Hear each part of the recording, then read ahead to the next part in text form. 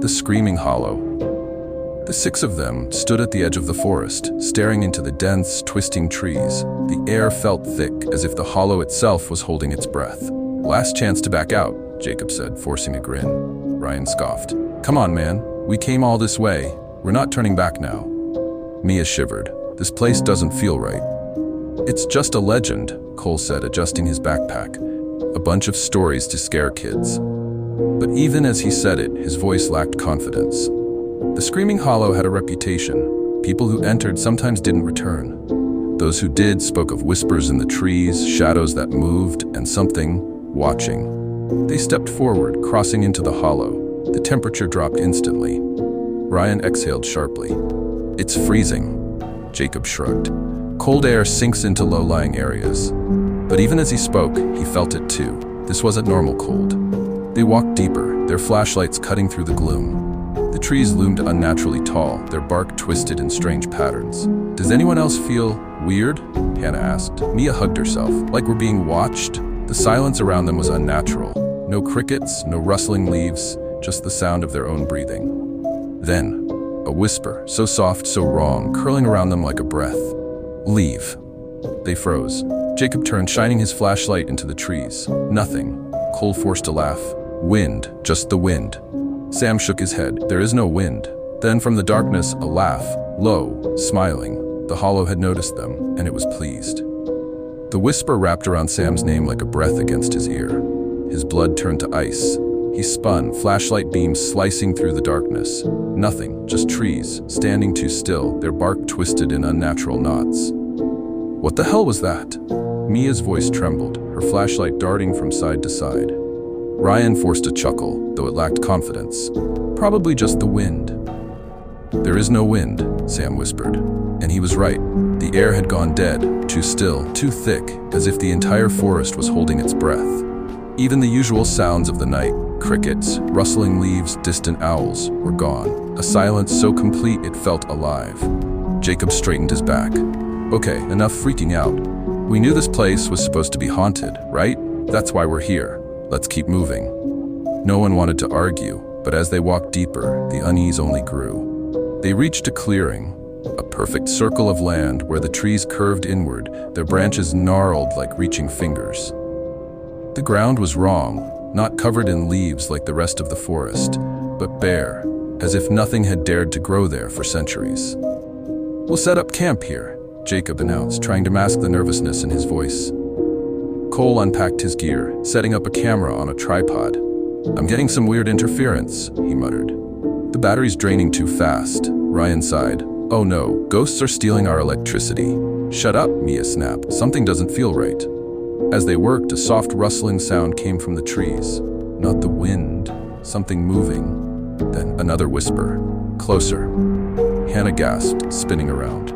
"Did you hear that?" Ryan turned his flashlight toward the trees. His breath caught in his throat. Just beyond the clearing, something moved between the trunks. A shape darker than the night itself, shifting like liquid shadow. It had no defined form, just a mass of blackness that seemed to pulse. It was watching them. "Back to the tent," Jacob whispered. No one argued. They huddled inside, zippered the entrance shut, and listened. The silence outside was deafening, pressing against the thin walls of the tent. Then, footsteps, slow, deliberate, circling them. Mia clutched Sam's arm. "There's no one else out here, right?" Ryan swallowed hard. "We should leave." Then, something dragged its fingers across the fabric of the tent. A long, slow scrape. The breath of 6 terrified people filled the air. Then, a handprint, pressed from the outside, fingers too long. Sam's voice was barely a whisper. "That's not a human hand." And then, the tent collapsed. The tent imploded, fabric wrapped around them like a suffocating cocoon. Flashlights clattered, bodies scrambled. Someone screamed, "Mia? Hannah?" The voices blurred in the chaos. Jacob clawed at the material, desperate to get free. His hand touched something cold, not fabric, not human. The moment his fingers brushed against it, a whisper poured into his head, not in his ears but directly into his mind. "Stay," he screamed and kicked outward. The tent ripped open, and they tumbled out into the clearing. But one of them was missing. "Sam?" Mia's voice broke. "Where's Sam?" They whipped their flashlights around. The clearing was empty. Sam was gone. "This isn't happening," Ryan muttered, gripping his hair. He was right next to me. He was. A rustling in the trees. Jacob turned, breath shallow. His flashlight cut through the dark, landing on Sam, standing at the edge of the hollow. Relief crashed through them. Sam, Mia sobbed, running toward him. Jacob yanked her back. No. Because something was wrong. Sam's posture was too stiff, his arms hanging limply at his sides, his head tilted, eyes shadowed. Then, his mouth stretched into an unnatural, too-wide grin. And in a voice that was not his, he whispered, "You should have left." Then, his head snapped backward, as if something yanked it, and he vanished, swallowed by the hollow. Mia choked on a sob. No, we have to go after him." Jacob held her back. That wasn't Sam. Cole stepped forward, voice shaking. We have to find him. He's still out there." Ryan swallowed hard. "Are you sure? Because I don't think that was him." The forest shifted. The trees moved. The path they'd come from was gone. "We're trapped," Anna whispered. Then, laughter. Soft at first, curling through the trees like smoke. Then it grew, layered, shifting, echoing in their own voices. A branch snapped. They whirled. Hanging from the trees was a body, a figure stretched, broken, wrong. The limbs dangled too long, the head lolling at an unnatural angle. But the face, it was Ben, their friend who never came on this trip.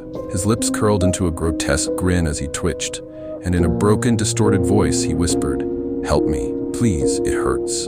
The thing dropped from the tree and charged.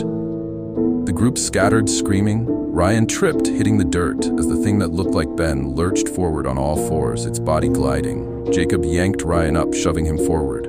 They ran, crashing through the forest, but the hollow fought back. Branches moved, closing in.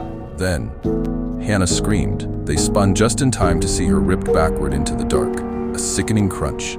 Then, silence. Cole bolted, eyes wild. "No," Jacob grabbed him. "She's gone." Then, a new sound. Crunch, twist, crack. They turned. Standing before them was Hannah, but it wasn't her. Her mouth hung open too wide. Her skin sagged like it didn't fit right. And when she spoke, her voice came out in all of their voices at once. "Don't be scared. Stay with us." Jacob staggered back. Mia whispered, "That's not Hannah." Then the thing took a step toward them. The thing twitched forward, its hollow, gaping mouth stretching wider.